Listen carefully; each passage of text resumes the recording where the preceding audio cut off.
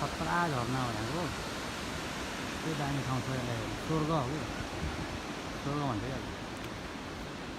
दामी ठाउँ यस्तो झर्नुको जाने चार्जर लगाएर हो उताबाट देखिन्छ भ्यू झर्नाको खतरा भ्यू देखिन्छ त्यो झर्नुकै भ्यू हो